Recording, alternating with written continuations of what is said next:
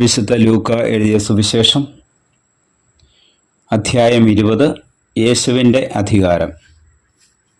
ഒരു ദിവസം അവൻ ദേവാലയത്തിൽ ജനങ്ങളെ പഠിപ്പിക്കുകയും സുവിശേഷം പ്രസംഗിക്കുകയും ചെയ്തുകൊണ്ടിരിക്കുമ്പോൾ പുരോഹിത പ്രമുഖന്മാരും നിയമജ്ഞരും ജനപ്രമാണികളോടുകൂടെ അവൻ്റെ അടുത്തു വന്നു.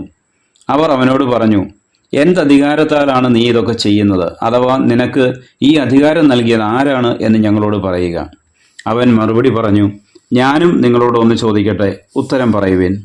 യോഹന്നാന്റെ ജ്ഞാനസ്നാനം സ്വർഗത്തിൽ നിന്നോ മനുഷ്യരിൽ നിന്നോ? അവർ പരസ്പരം ആലോചിച്ചു. സ്വർഗത്തിൽ നിന്ന് എന്ന് നാം പറഞ്ഞാൽ പിന്നെ എന്തുകൊണ്ട് നിങ്ങൾ അവനെ വിശ്വസിച്ചില്ല എന്നവൻ ചോദിക്കും. മനുഷ്യരിൽ നിന്ന് എന്ന് പറഞ്ഞാൽ ജനങ്ങളെല്ലാം നമ്മെ കല്ലെറിയും. എന്നാൽ യോഹന്നാൻ ഒരു പ്രവാചകനാണെന്ന് അവർ വിശ്വസിച്ചിരുന്നു. അതിനാൽ അവർ മറുപടി പറഞ്ഞു, എവിടെ നിന്ന് എന്ന് ഞങ്ങൾക്ക് അറിഞ്ഞുകൂടാ. അപ്പോൾ യേശു പറഞ്ഞു, എന്തധികാരത്താലാണ് ഞാൻ ഇത് ചെയ്യുന്നതെന്ന് ഞാനും നിങ്ങളോട് പറയുന്നില്ല. മുന്തിരിത്തോട്ടവും കൃഷിക്കാരും. അവൻ ജനങ്ങളോട് ഈ ഉപമ പറഞ്ഞു. ഒരു മനുഷ്യൻ ഒരു മുന്തിരിത്തോട്ടം നട്ടുപിടിപ്പിച്ചു.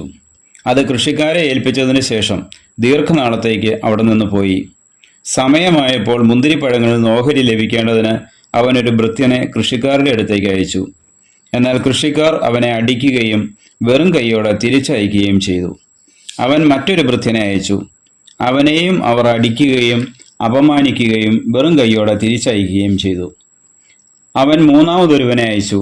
അവർ അവനെ പരിക്കേൽപ്പിക്കുകയും പുറത്തേക്ക് എറിയുകയും ചെയ്തു. അപ്പോൾ തോട്ടത്തിൻ്റെ ഉടമസ്ഥൻ പറഞ്ഞു, ഞാൻ എന്താണ് ചെയ്യുക? എൻ്റെ പ്രിയപുത്രനെ ഞാൻ അയക്കും, അവർ അവനെ മാനിച്ചേക്കും. പക്ഷേ കൃഷിക്കാർ അവനെ കണ്ടപ്പോൾ പരസ്പരം പറഞ്ഞു, ഇവനാണ് അവകാശി, ഇവനെ നമുക്ക് കൊന്നുകളയാം, അപ്പോൾ അവകാശം നമ്മുടേതാകും. അവർ അവനെ മുന്തിരിത്തോട്ടത്തിന് വെളിയിലേക്ക് എറിഞ്ഞ് കൊന്നുകളഞ്ഞു. ആകയാൽ മുന്തിരിത്തോട്ടത്തിൻ്റെ ഉടമസ്ഥൻ അവരോട് എന്തു ചെയ്യും? അവൻ വന്ന് ആ കൃഷിക്കാരെ നശിപ്പിക്കുകയും മുന്തിരിത്തോട്ടം മറ്റാളുകളെ ഏൽപ്പിക്കുകയും ചെയ്യും. അവർ ഇത് കേട്ടപ്പോൾ ഇത് സംഭവിക്കാതിരിക്കട്ടെ എന്ന് പറഞ്ഞു. യേശു അവരെ നോക്കിക്കൊണ്ട് പറഞ്ഞു, പണിക്കാർ ഉപേക്ഷിച്ച് കളഞ്ഞ കല്ല് മൂലക്കല്ലായി തീർന്നു എന്നെഴുതപ്പെട്ടിരിക്കുന്ന എന്താണ്? ആ കല്ലിന്മേൽ നിപതിക്കുന്ന ഏതൊരുവനും തകരും. അത് ആരുടെ മേൽ പതിക്കുന്നുവോ അവനെ അത് ധൂളിയാക്കും. തങ്ങൾക്കെതിരായിട്ടാണ് ഈ ഉപമ അവൻ പറഞ്ഞതെന്ന് നിയമജ്ഞരും പ്രധാന പുരോഹിതന്മാരും മനസ്സിലാക്കി അവനെ കയ്യേറ്റം ചെയ്യാൻ ശ്രമിച്ചു. എന്നാൽ അവർ ജനങ്ങളെ ഭയപ്പെട്ടു. സീസറിന് നികുതി കൊടുക്കണമോ? അതിനാൽ അവർ നീതിമാന്മാരെന്ന് ഭാവിക്കുന്ന ചാരന്മാരെ അയച്ച് അവനെ ദേശാധിപതിയുടെ അധികാരത്തിനും വിധിക്കും ഏൽപ്പിച്ചു കൊടുക്കത്തക്ക വിധം അവൻ്റെ വാക്കിൽ നിന്ന് എന്തെങ്കിലും പിടിച്ചെടുക്കാൻ അവസരം കാത്തിരുന്നു. അവർ അവനോട് പറഞ്ഞു, ഗുരു, നീ ശരിയായി സംസാരിക്കുകയും പഠിപ്പിക്കുകയും ചെയ്യുന്നവനും മുഖം നോക്കാതെ ദൈവത്തിൻ്റെ വഴി സത്യമായി പഠിപ്പിക്കുന്നവനുമാണെന്ന് ഞങ്ങൾക്കറിയാം. ഞങ്ങൾ സീസറിന് നികുതി കൊടുക്കുന്നത് നിയമാനുസൃതമോ അല്ലയോ? അവൻ അവരുടെ കൗശലം മനസ്സിലാക്കി അവരോട് പറഞ്ഞു, നിങ്ങളൊരു ദനാറ എന്നെ കാണിക്കുവിൻ. ആരുടെ രൂപവും ലിഖിതവുമാണ് ഇതിലുള്ളത്? സീസറിൻ്റേത് എന്നവർ പറഞ്ഞു. അവൻ അവരോട് പറഞ്ഞു, എങ്കിൽ സീസറിനുള്ളത് സീസറിനും ദൈവത്തിനുള്ളത് ദൈവത്തിനും കൊടുക്കുവിൻ. ജനങ്ങളുടെ സാന്നിധ്യത്തിൽ വെച്ച് അവനെ വാക്കിൽ കൊടുക്കുവാൻ അവർക്ക് സാധിച്ചില്ല. അവൻ്റെ മറുപടിയിൽ ആശ്ചര്യപ്പെട്ട് അവർ മൗനം അവലംബിച്ചു. പുനരുത്ഥാനത്തെക്കുറിച്ച് വിവാദം. പുനരുത്ഥാനം നിഷേധിക്കുന്ന സദുക്കായരിൽ ചിലർ അവനെ സമീപിച്ച് ചോദിച്ചു, ഗുരു, ഒരാളുടെ വിവാഹിതനായ സഹോദരൻ സന്താനമില്ലാതെ മരിച്ചാൽ അവൻ ആ സഹോദരന്റെ വിധവയെ സ്വീകരിച്ച് അവന് വേണ്ടി സന്താനത്തെ ഉൽപ്പാദിപ്പിക്കണമെന്ന് മോശ കൽപ്പിച്ചിട്ടുണ്ട്. ഒരിടത്ത് 7 സഹോദരന്മാർ ഉണ്ടായിരുന്നു. ഒന്നാമൻ ഒരുവളെ വിവാഹം ചെയ്തു. അവൻ സന്താനമില്ലാതെ മരിച്ചു. അനന്തരം രണ്ടാമനും പിന്നെ മൂന്നാമനും അവളെ ഭാര്യയായി സ്വീകരിച്ചു. അങ്ങനെ 7 പേരും സന്താനമില്ലാതെ മരിച്ചു. അവസാനം ആ സ്ത്രീയും മരിച്ചു. പുനരുത്ഥാനത്തിൽ അവൾ അവരിൽ ആരുടെ ഭാര്യയായിരിക്കും? അവൾ 7 പേരുടെയും ഭാര്യയായിരുന്നല്ലോ. യേശു അവരോട് പറഞ്ഞു, ഈ യുഗത്തിൻ്റെ സന്താനങ്ങൾ വിവാഹം ചെയ്യുകയും ചെയ്തു കൊടുക്കുകയും ചെയ്യുന്നു. എന്നാൽ വരാനിരിക്കുന്ന യുഗത്തെ പ്രാപിക്കുന്നതിനും മരിച്ചവരിൽ നിന്ന് ഉയർക്കുന്നതിനും യോഗ്യരായവർ വിവാഹം ചെയ്യുകയോ ചെയ്തു കൊടുക്കുകയോ ഇല്ല. പുനരുത്ഥാനത്തിന് മക്കൾ എന്ന നിലയിൽ അവർ ദൈവദൂതന്മാർക്ക് തുല്യരും ദൈവമക്കളുമാണ്. ആകയാൽ അവർക്കിനിയും മരിക്കാൻ സാധിക്കുകയില്ല. മോശ പോലും മുൾപടർപ്പിങ്കൽ വെച്ച് കർത്താവിനെ അബ്രാഹത്തിന്റെ ദൈവമെന്നും ഇസഹാക്കിന്റെ ദൈവമെന്നും യാക്കോവിന്റെ ദൈവമെന്നും വിളിച്ചുകൊണ്ട് മരിച്ചവർ ഉയർക്കുമെന്ന് കാണിച്ചു തന്നിട്ടുണ്ട്. അവിടുന്ന് മരിച്ചവരുടെയല്ല, ജീവിക്കുന്നവരുടെ ദൈവമാണ്. അവിടുത്തേക്ക് എല്ലാവരും ജീവിക്കുന്നവർ തന്നെ. നിയമജ്ഞരിൽ ചിലർ, ഗുരു, നീ ശരിയായി സംസാരിക്കുന്നു എന്ന് പറഞ്ഞു. അവനോട് എന്തെങ്കിലും ചോദിക്കാൻ പിന്നീട് അവർ മുതിർന്നില്ല. ക്രിസ്തു ദാവീദിന്റെ പുത്രൻ. അപ്പോൾ അവൻ അവരോട് ചോദിച്ചു, ക്രിസ്തു ദാവീദിന്റെ പുത്രനാണ് എന്ന് പറയാൻ എങ്ങനെ കഴിയും? ദാവീദ് തന്നെയും സങ്കീർത്തന പുസ്തകത്തിൽ പറയുന്നു, കർത്താവ് എൻ്റെ കർത്താവിനോട് അരുളി ചെയ്തു, ഞാൻ നിന്റെ ശത്രുക്കളെ നിനക്ക് പാദപീഠമാക്കുവോളം നീ എൻ്റെ വലത്തുഭാഗത്ത് ഇരിക്കുക. ദാവീദ് അവനെ കർത്താവ് എന്ന് വിളിക്കുന്നു. പിന്നെ എങ്ങനെയാണ് അവൻ ദാവീദിന്റെ പുത്രനാകുന്നത്? നിയമജ്ഞരുടെ കപട ജീവിതം.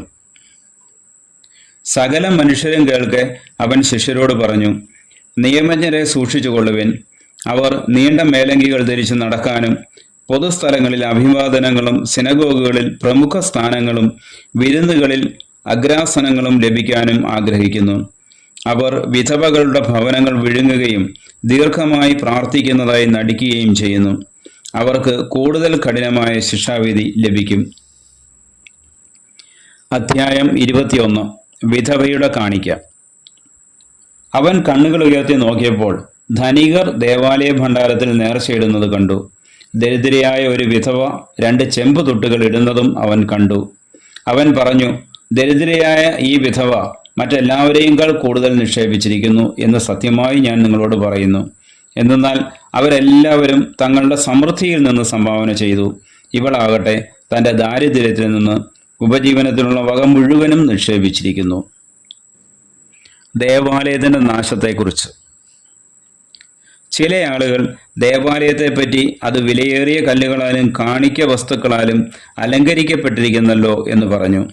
അവൻ അവരോട് പറഞ്ഞു, നിങ്ങൾ ഈ കാണുന്നവ കല്ലിന്മേൽ കല്ല് ശേഷിക്കാതെ തകർക്കപ്പെടുന്ന സമയം വരുന്നു. ക്ലേശങ്ങളുടെ ആരംഭം.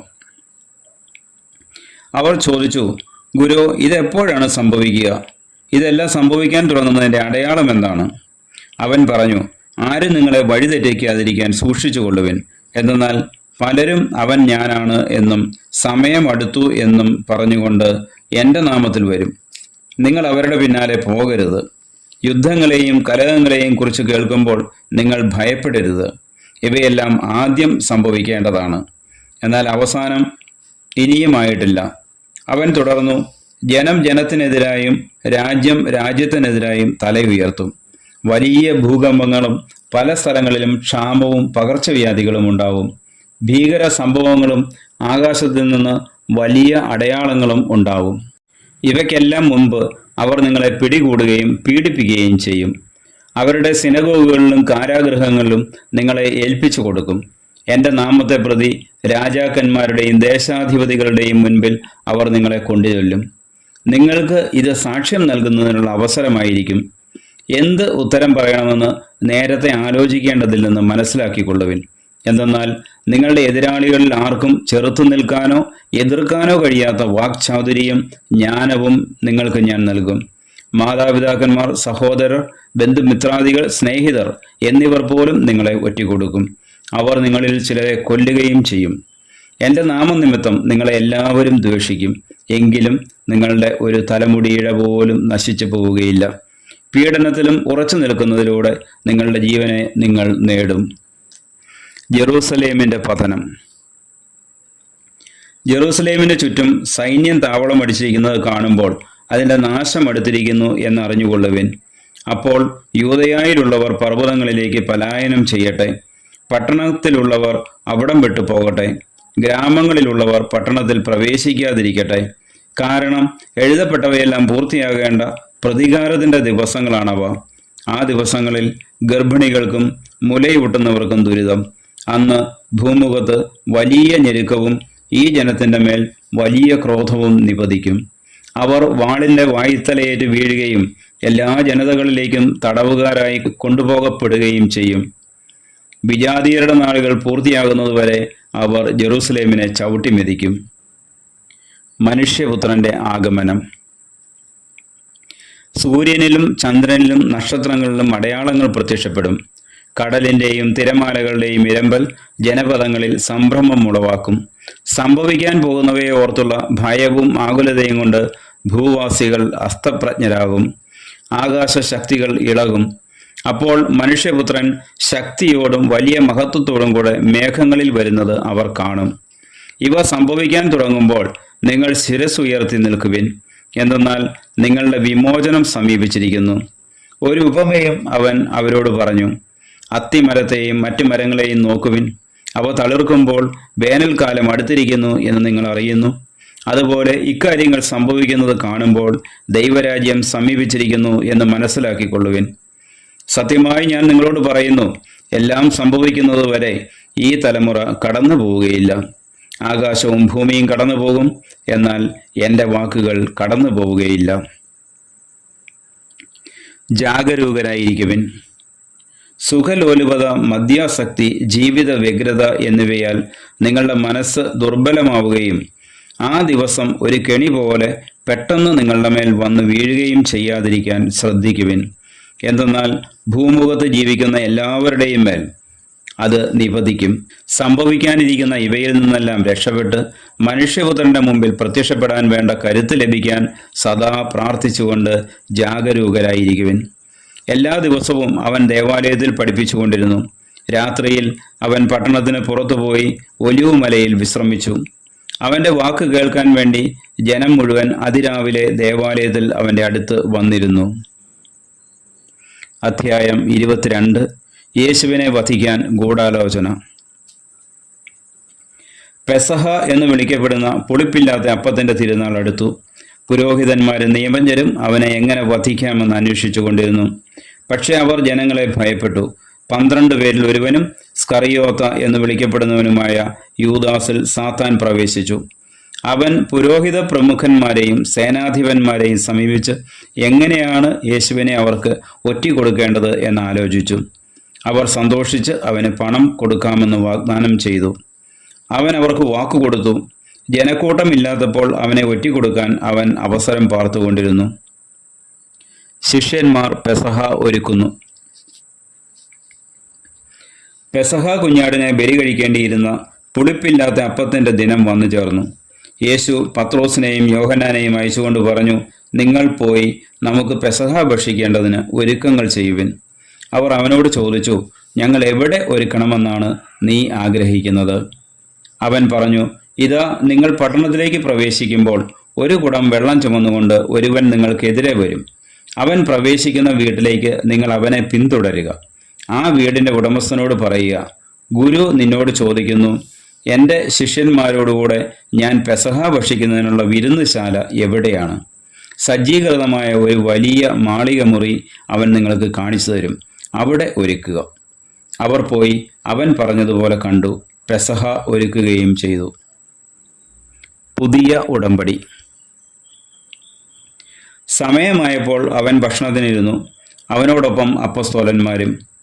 അവൻ അവരോട് പറഞ്ഞു, പീഡ അനുഭവിക്കുന്നതിന് മുൻപ് നിങ്ങളോട് കൂടെ ഈ പെസഹ ഭക്ഷിക്കുന്നതിന് ഞാൻ അത്യധികം ആഗ്രഹിച്ചു. ഞാൻ നിങ്ങളോട് പറയുന്നു, ദൈവരാജ്യത്തിൽ ഇത് പൂർത്തിയാകുന്നതുവരെ ഞാൻ ഇനി ഇത് ഭക്ഷിക്കുകയില്ല.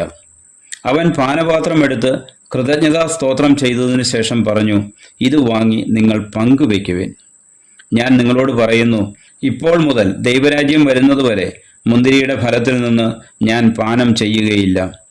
പിന്നെ അവൻ അപ്പം എടുത്ത് കൃതജ്ഞതാ സ്തോത്രം ചെയ്ത് മുറിച്ച് അവർക്ക് കൊടുത്തുകൊണ്ട് അരുളി ചെയ്തു, ഇത് നിങ്ങൾക്ക് വേണ്ടി നൽകപ്പെടുന്ന എൻ്റെ ശരീരമാണ്. എൻ്റെ ഓർമ്മയ്ക്കായി ഇത് ചെയ്യുവിൻ. അപ്രകാരം തന്നെ അത്താഴത്തിന് ശേഷം അവൻ പാനപാത്രം എടുത്തുകൊണ്ട് അരുളി ചെയ്തു, ഈ പാനപാത്രം നിങ്ങൾക്ക് വേണ്ടി ചിന്തപ്പെടുന്ന എൻ്റെ രക്തത്തിലുള്ള പുതിയ ഉടമ്പടിയാണ്. എന്നാൽ ഇതാ എന്നെ ഒറ്റിക്കൊടുക്കുന്നവൻ്റെ കൈ എൻ്റെ അടുത്ത് മേശമേൽ തന്നെയുണ്ട്. നിശ്ചയിക്കപ്പെട്ടതുപോലെ മനുഷ്യപുത്രൻ പോകുന്നു. എന്നാൽ അവനെ ആര് ഒറ്റിക്കൊടുക്കുന്നുവോ ആ മനുഷ്യന് ദുരിതം. തങ്ങളിൽ ആരാണ് ഇത് ചെയ്യാനിരിക്കുന്നതെന്ന് അവർ പരസ്പരം ചോദിക്കാൻ തുടങ്ങി. ആരാണ് വലിയവൻ? തങ്ങളിൽ വലിയവൻ ആരാണ് എന്നൊരു തർക്കം അവരുടെ ഇടയിലുണ്ടായി. അപ്പോൾ അവൻ അവരോട് പറഞ്ഞു, വിജാതീയരുടെ മേൽ അവരുടെ രാജാക്കന്മാർ ആധിപത്യം അടിച്ചേൽപ്പിക്കുന്നു. തങ്ങളുടെ മേൽ അധികാരമുള്ളവരെ അവർ ഉപകാരികളായി കണക്കാക്കുകയും ചെയ്യുന്നു. എന്നാൽ നിങ്ങൾ അങ്ങനെ ആയിരിക്കരുത്. നിങ്ങളിൽ ഏറ്റവും വലിയവൻ ഏറ്റവും ചെറിയവനെ പോലെയും അധികാരമുള്ളവൻ ശുശ്രൂഷകനെ പോലെയും ആയിരിക്കണം. ആരാണ് വലിയവൻ? ഭക്ഷണത്തിനിരിക്കുന്നവനോ പരിചരിക്കുന്നവനോ? ഭക്ഷണത്തിനിരിക്കുന്നവനല്ലേ? ഞാനാകട്ടെ നിങ്ങളുടെ ഇടയിൽ പരിചരിക്കുന്നവനെ പോലെയാണ്. എൻ്റെ പരീക്ഷകളിൽ എന്നോടുകൂടെ നിരന്തരമുണ്ടായിരുന്നവരാണ് നിങ്ങൾ. എൻ്റെ പിതാവ് എനിക്ക് രാജ്യം കൽപ്പിച്ചു തന്നിരിക്കുന്നത് പോലെ ഞാൻ നിങ്ങൾക്കും തരുന്നു. അത് നിങ്ങൾ എൻ്റെ രാജ്യത്തിൽ എൻ്റെ മേശയിൽ നിന്ന് ഭക്ഷിക്കുകയും പാനം ചെയ്യുകയും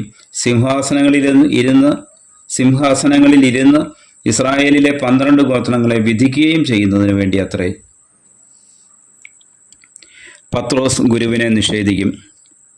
ശിമയോൻ, ശിമയോൻ, ഇതാ സാത്താൻ നിങ്ങളെ ഗോതമ്പ് പോലെ പാറ്റാൻ ഉദ്യമിച്ചു. എന്നാൽ നിന്റെ വിശ്വാസം ക്ഷയിക്കാതിരിക്കാൻ ഞാൻ നിനക്ക് വേണ്ടി പ്രാർത്ഥിച്ചു. നീ തിരിച്ചു വന്ന് നിന്റെ സഹോദരരെ ശക്തിപ്പെടുത്തണം. ശിമയോൻ പറഞ്ഞു, കർത്താവേ, നിന്റെ കൂടെ കാരാഗൃഹത്തിലേക്ക് പോകാനും മരിക്കാൻ തന്നെയും ഞാൻ തയ്യാറാണ്. അവൻ പറഞ്ഞു, പത്രോസേ, ഞാൻ നിന്നോട് പറയുന്നു, നീ എന്നെ അറിയുകയില്ല എന്ന് 3 പ്രാവശ്യം നിഷേധിച്ച് പറയുന്നതിന് മുൻപ് ഇന്ന് കോഴി കൂവുകയില്ല. പണവും വാളും കരുതുക. അനന്തരം അവൻ അവരോട് ചോദിച്ചു, ഞാൻ നിങ്ങളെ മടിശീലയോ ഭാണ്ഡമോ ചെരുപ്പോ ഇല്ലാതെ അയച്ചപ്പോൾ നിങ്ങൾക്ക് എന്തിനെങ്കിലും കുറവുണ്ടായോ? അവർ പറഞ്ഞു, ഒന്നിനും കുറവുണ്ടായില്ല. അവൻ പറഞ്ഞു, എന്നാൽ ഇപ്പോൾ മടിശീലയുള്ളവൻ അതെടുക്കട്ടെ, അതുപോലെ തന്നെ ഭാണ്ഡവും. വാളില്ലാത്തവൻ സ്വന്തം കുപ്പായം വിറ്റ് വാൾ വാങ്ങട്ടെ. ഞാൻ നിങ്ങളോട് പറയുന്നു, അവൻ നിയമലംഘകരോടുകൂടെ എണ്ണപ്പെട്ടു എന്നെഴുതപ്പെട്ടിരിക്കുന്നത് എന്നിൽ നിവൃത്തിയാകേണ്ടിയിരിക്കുന്നു. എന്തെന്നാൽ എന്നെപ്പറ്റി എഴുതപ്പെട്ടിരിക്കുന്നത് പൂർത്തിയാകേണ്ടതാണ്. അവർ പറഞ്ഞു, കർത്താവേ, ഇതാ ഇവിടെ 2 വാളുണ്ട്. അവൻ പറഞ്ഞു, മതി. ഗെത്സേമനിയിൽ പ്രാർത്ഥിക്കുന്നു. അവൻ പുറത്തു വന്ന് പതിവ് പോലെ ഒലിവുമലയിലേക്ക് പോയി. ശിഷ്യന്മാരും അവനെ പിന്തുടർന്നു. അവിടെ എത്തിയപ്പോൾ അവൻ അവരോട് പറഞ്ഞു, നിങ്ങൾ പരീക്ഷയിൽ ഉൾപ്പെടാതിരിക്കാൻ പ്രാർത്ഥിക്കുവിൻ. അവൻ അവരിൽ നിന്ന് ഒരു കല്ലേറ് ദൂരം മാറി മുട്ടിന്മേൽ വീണ് പ്രാർത്ഥിച്ചു, പിതാവേ, അങ്ങേക്കിഷ്ടമെങ്കിൽ ഈ പാനപാത്രം എന്നിൽ നിന്ന് അകറ്റണമേ. എങ്കിലും എൻ്റെ ഹിതമല്ല, അവിടുത്തെ ഹിതം നിറവേറട്ടെ. അപ്പോൾ അവനെ ശക്തിപ്പെടുത്താൻ സ്വർഗത്തിൽ നിന്ന് ഒരു ദൂതൻ പ്രത്യക്ഷപ്പെട്ടു. അവൻ തീവ്രവേദനയിൽ മുഴുകി കൂടുതൽ തീക്ഷ്ണമായി പ്രാർത്ഥിച്ചു. അവൻ്റെ വിയർപ്പ് രക്തത്തുള്ളികൾ പോലെ നിലത്തു വീണു. അവൻ പ്രാർത്ഥന കഴിഞ്ഞ് എഴുന്നേറ്റ് ശിഷ്യന്മാരുടെ അടുത്ത് വന്നപ്പോൾ അവർ വ്യസന നിമിത്തം തളർന്നുറങ്ങുന്നത് കണ്ടു. അവൻ അവരോട് ചോദിച്ചു, നിങ്ങൾ ഉറങ്ങുന്നത് എന്ത്? പരീക്ഷയിൽ അകപ്പെടാതിരിക്കാൻ ഉണർന്നിരുന്ന് പ്രാർത്ഥിക്കുവിൻ. നമ്മുടെ കർത്താവായ മിശിഹായിക്ക് സ്തുതി.